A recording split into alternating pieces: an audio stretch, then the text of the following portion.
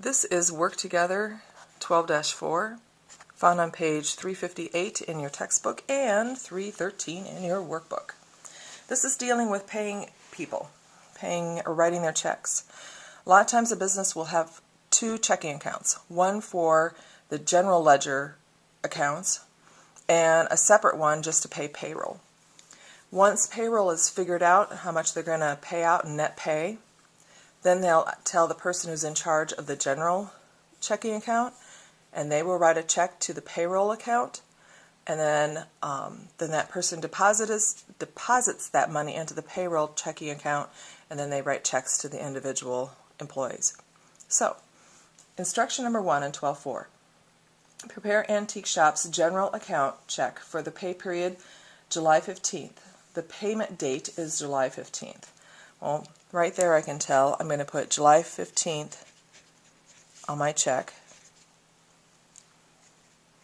both on the check and on the check stub. Balance brought forward from the previous check, so right here, balance brought forward. And I can't fit all that in those little boxes. I write too big, so I give you permission to write outside the box. $16,542.00.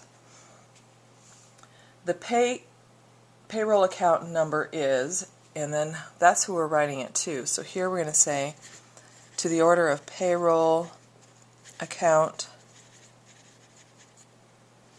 and I'm going to put number like a pound sign, so 0639583. It says sign your name as the manager for Antique Shop. So we're getting this information from the last 12-3 work together that we did. And our net pay was right here on the top half, $1,686, or I am just goofing up, $1,686.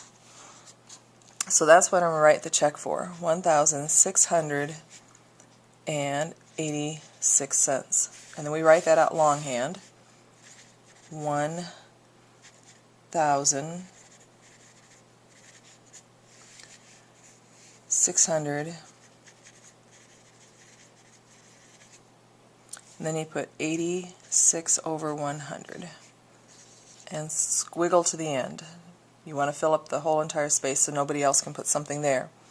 They give you permission to sign your name. And then I'm going to come over to the check stub and fill it in. 1,686. The amount of this check down below, 1,686. To payroll account number 0639583 for pay period ended July 15th. So pay period ended July 15th, 2012. Nothing was deposited I know of, so I'm just going to put a line through there. So I carry down my number because that's still the total amount. Then I'm going to subtract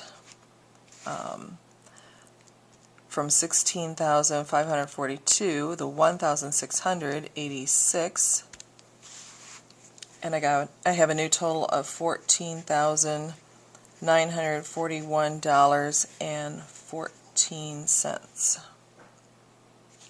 Okay, so that's the general account paying money into the payroll account, so now we can write some payroll checks. So step 2, for the pay period ended July 15th, 2012, prepare payroll checks for Judy Hensley and Mike McCoon. The payment date is July 15th. So let me see if I can move this down. Let's do one at a time. Still July 15th, so I'm going to write my check, July 15th, 2012. Period ending July 15th, 2012. Paid to the order of Judy Hensley. And how much am I paying her? I can come up here. I'm paying her, let's see if I can see, yeah, the top line on net pay says $873.45. $873.45. So then I want to write it out in longhand.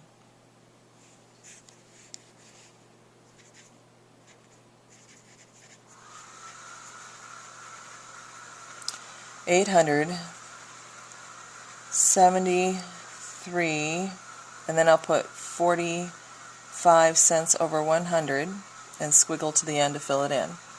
And they give you the right to sign it. Then we need to fill out the check stub on the side. And they want to know all the necessary information and that comes off of this payroll register. So for Judy, and it's backwards, it's upside down. It'll have the total earnings first, and then it breaks it out. Then it has the total deductions, and then breaks it out. It's upside down. So the total earnings is on column 3 for Judy, $1,079.00. Her regular earnings was $1,040, and her overtime $39. Okay, now we go backwards on deductions. We go to column 9, which is $205.55. I think that's what my writing says. Income tax, go back to column 4, $48. Social Security, $66.90. Medicare, $15.65. Health, $60. Other, which is B for bonds, and notice I put a B over here, is $15. Okay, and net pay would be in column 10, $873.45. That would be their payroll check and payroll stub. We have to do a similar thing with Mike. So pull this down. This is also July 15th, 2012.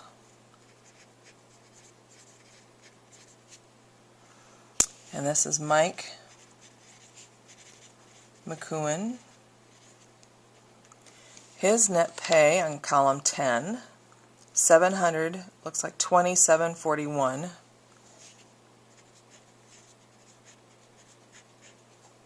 Then we write it out longhand.